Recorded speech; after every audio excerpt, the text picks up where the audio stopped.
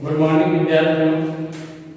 Online classes में पुनः आप सभी बच्चों का हार्दिक अभिनंदन है। आज हम कुछ हमारे जो प्रमुख दोष है, काव्य दोष, प्रमुख काव्य दोष,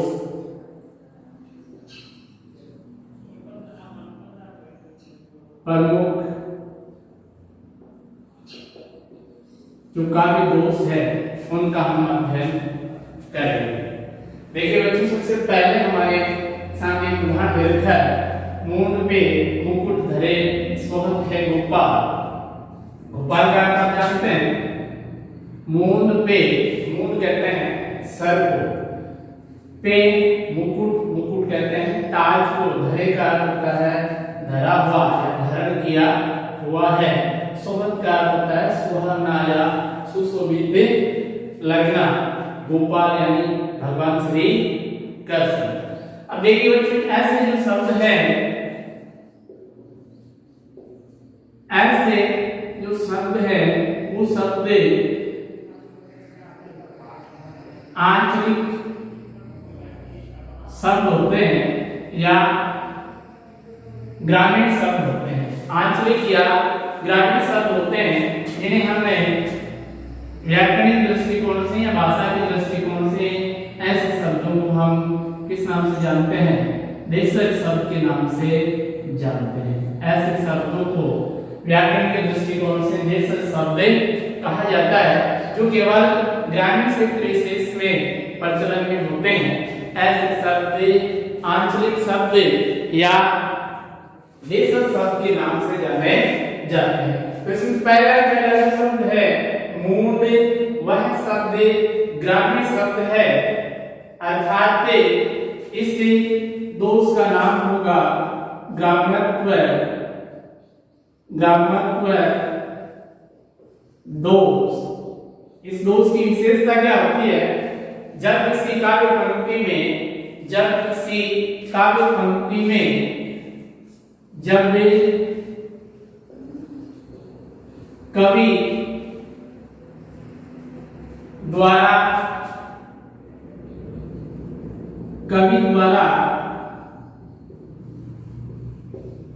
ग्रामीण अंचल, कवि द्वारा ग्रामीण अंचल के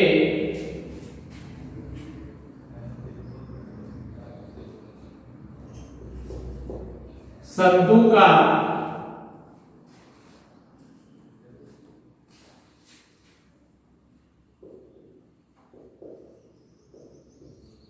प्रयोग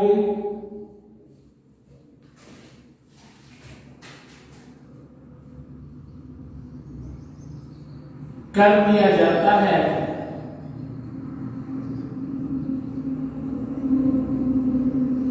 तो वहां या उस काव्य पंक्ति में, तो वहां या उस काव्य पंक्ति में ग्रामत्व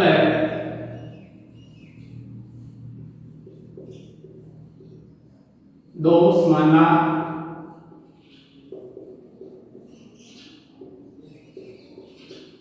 जाता है।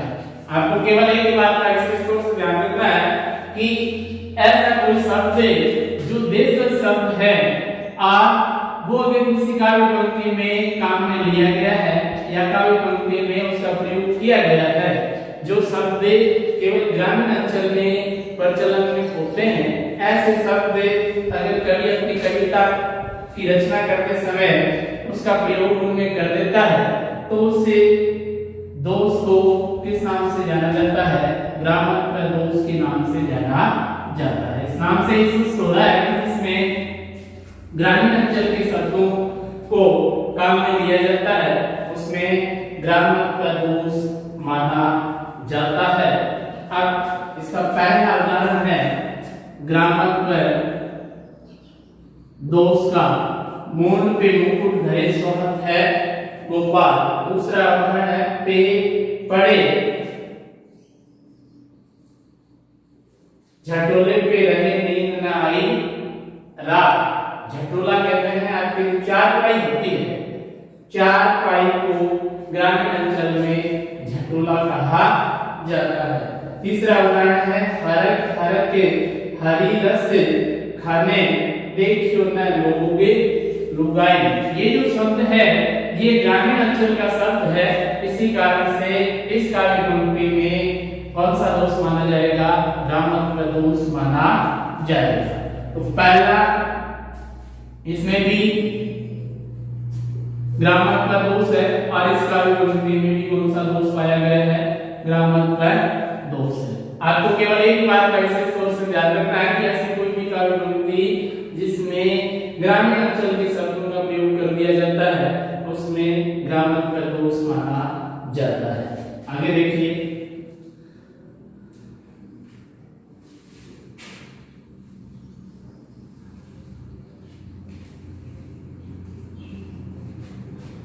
विश्व में गोदावरी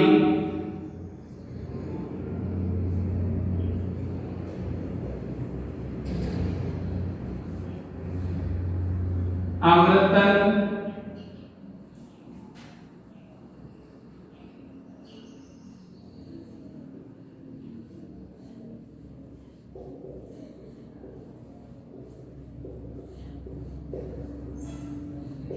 को फल दे। दूसरा उदाहरण है विश्व में ये गोदावरी अमृतन को फल दे। अर्थात विश्व का यहाँ पर पहला शब्द है विश्व में, विश्व का एक आम आदमी है वह विश्व का अर्थ निकालेगा जहर या जहरीला पदार्थ। विश्व का एक साधारण अर्थ होता है जहर, लेकिन यहाँ पर कवि ने इसको पानी के अर्थ में, कवि ने इसको किसके संदर्भ में? जहर को पानी के संदर्भ में काम में लिया है। इसमें ये गोदावरी एक नदी है जो भारत की प्रसिद्ध और पवित्र नदी मानी जाती है। इसमें ये गोदावरी अमृतन को फल दे। अब इस पंक्ति का अर्थ क्या होगा कि गोदावरी नदी के सम्मुख जो भी व्यक्ति जाता है या जो भी प्राणी जाता है उसे गोदावरी अपना अमृत के समान जल प्रदान करती है, अमृत के समान जल प्रदान करती है। तो इसमें का वैसे शाब्दिक अर्थ होता है जहर, लेकिन यहाँ पर कवि ने इसका अर्थ क्या ग्रहण किया है? पानी ग्रहण किया है। अर्थात ये जो दोष है इसका नाम है अप्रतित्व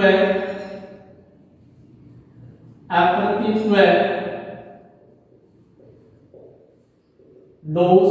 इसकी विशेषता क्या होती है? कुछ शब्द ऐसे होते हैं, कुछ शब्द ऐसे होते हैं जो लोक व्यवहार में तो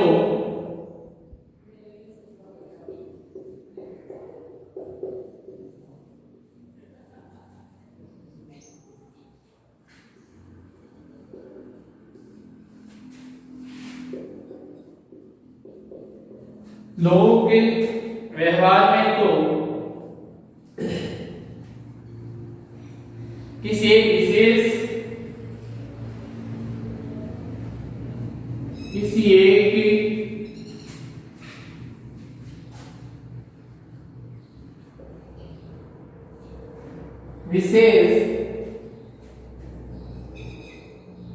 गूढ़ अर्थ में होते हैं।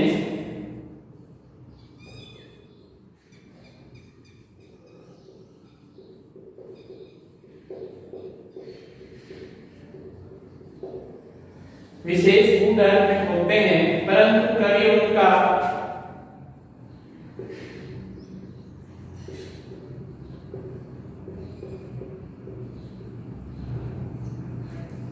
कवि उनका शब्दकोश के अनुसार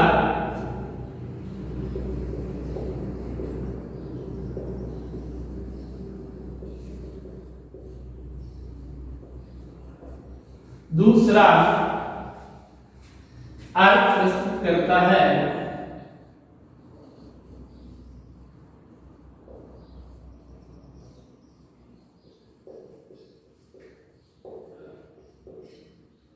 शब्दकोश के अनुसार उनका दूसरा अर्थ प्रस्तुत करता है, तो वहां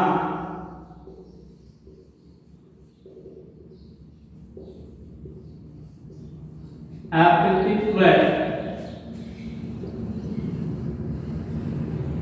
काव्य दोष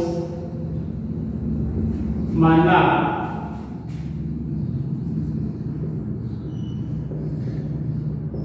जाता है। जैसे विश्व में ये गोदावरी अमृतन को फल दे, जैसे विश्व में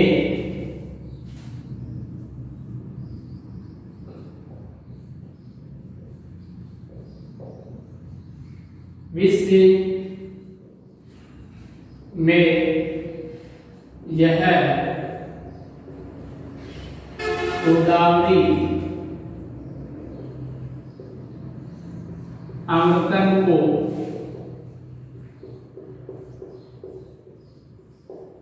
फल दे, अर्थात इसका साधारण अर्थ होता है विष का जहर।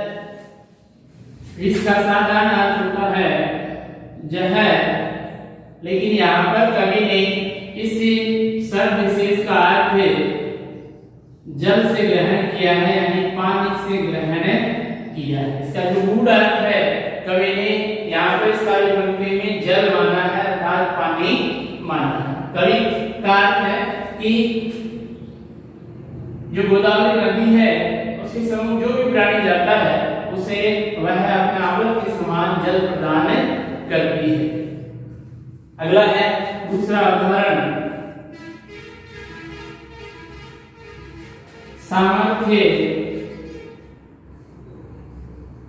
नहीं जहां शोध की, जहां शोध की क्षमा वहां, क्षमा वहां निष्फल है। ये दूसरा उदाहरण है इसका।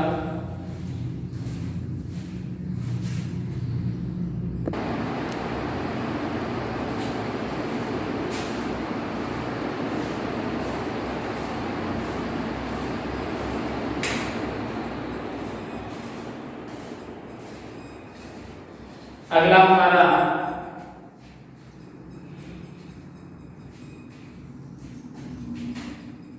दोष है, यानी ये उसका उदाहरण है।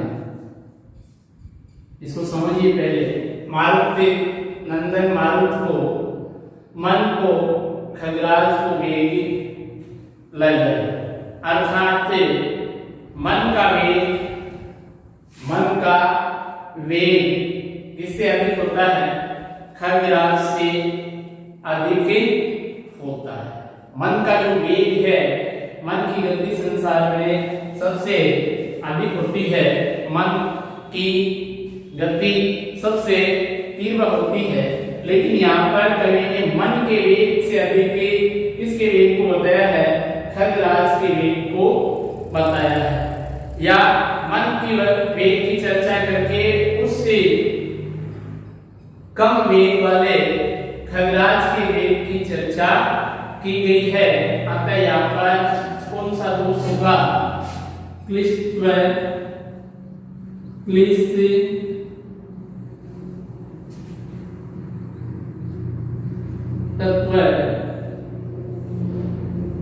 दोष, क्लिष्टत्व दोष। इस दोष की विशेषता क्या होती है कि जब किसी कार्य में, जब किसी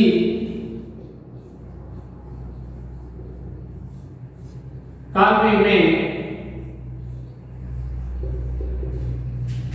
ऐसे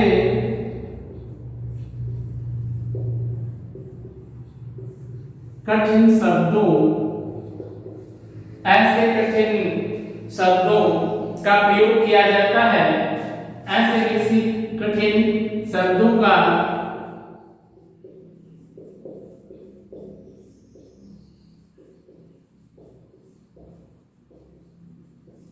प्रयोग किया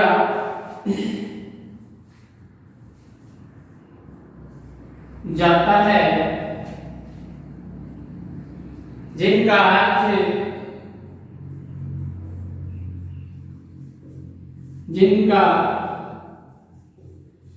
अर्थ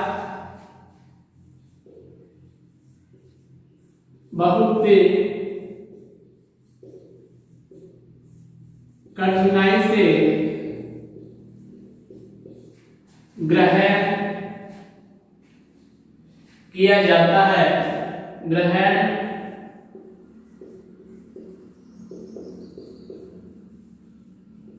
किया जाता है, अर्थात अधिकांश शब्द इसमें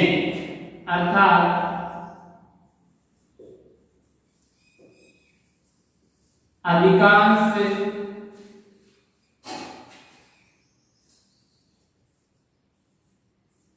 शब्द इसमें रूढ़ अर्थ वाले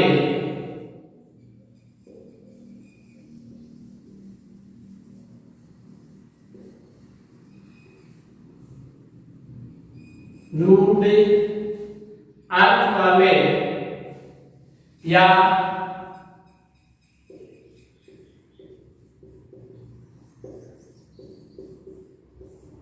रहस्यपूर्ण होते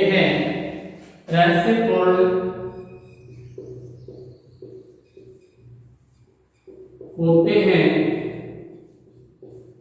वहां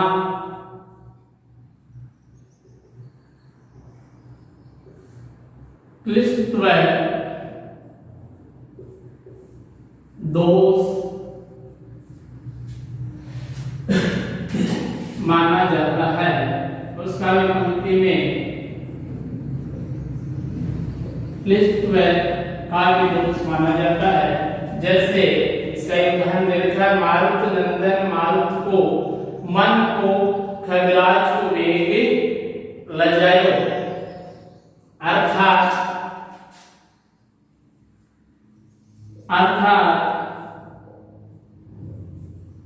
मन का वेग, मन का वेग खगराज के वेग से, खगराज के वेग से भी अधिक होता है, वेग से भी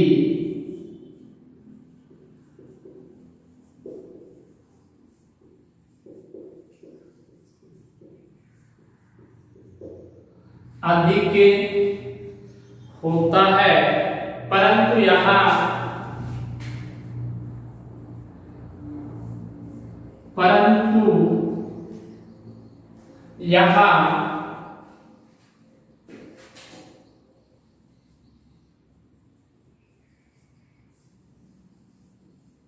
खगराज के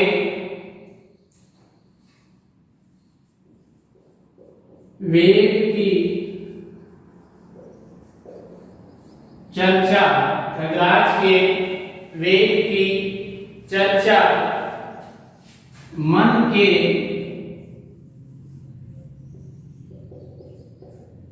बाद की गई है, खगराज के वेग की चर्चा मन के बाद की गई है, या मन के वेग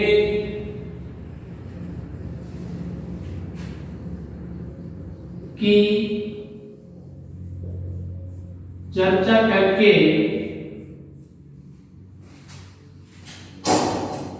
उससे कम वेग वाले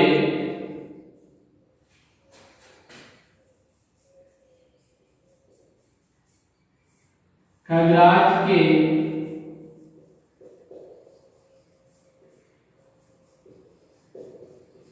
वेद की चर्चा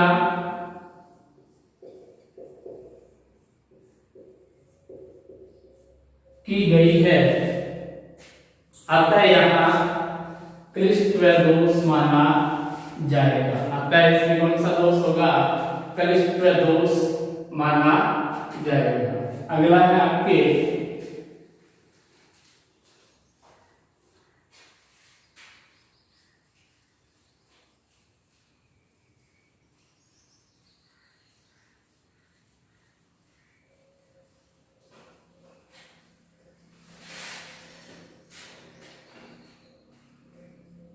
अगला जो दोष है वो है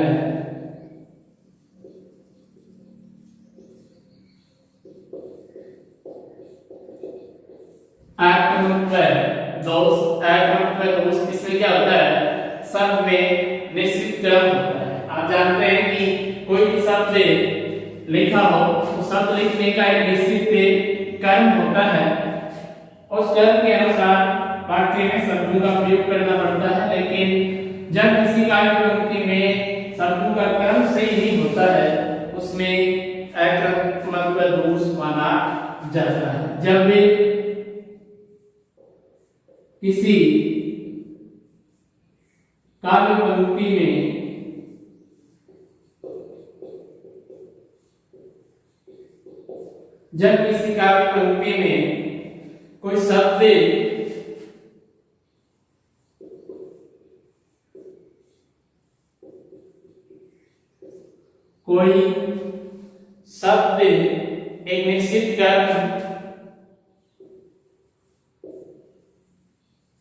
कोई शब्द एक निश्चित क्रम पर एक निश्चित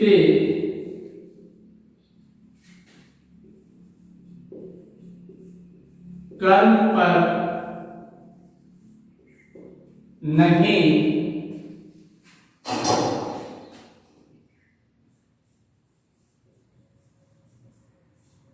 लिखा रहता है तो वहां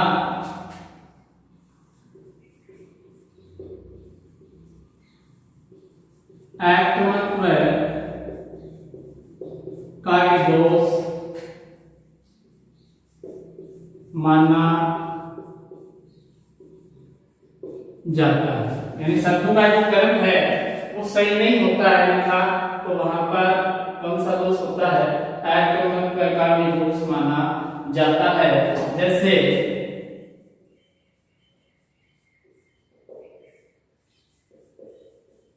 पति राखो,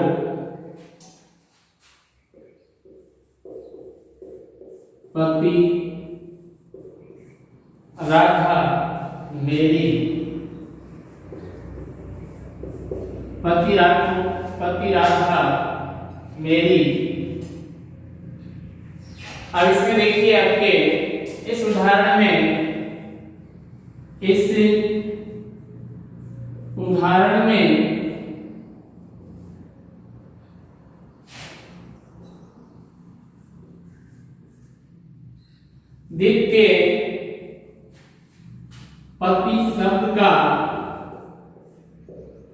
द्वितीय पति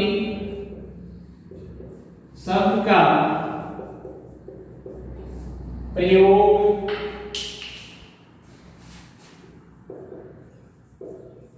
राधा के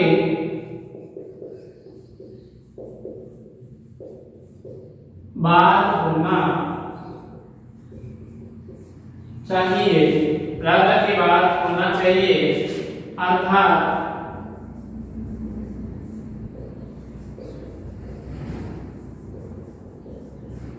पति शब्द अर्थात पति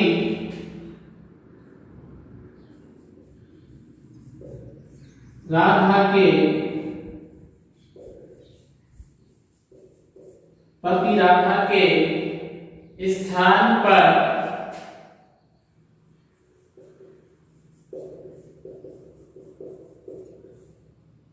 राधा पति होना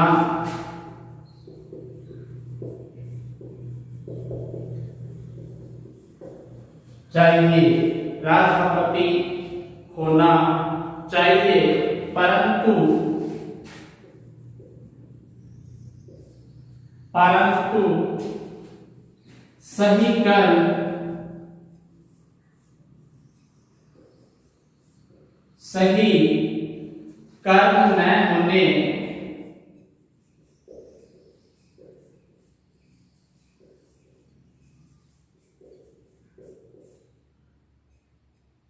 सही कर्म न होने के कारण यहाँ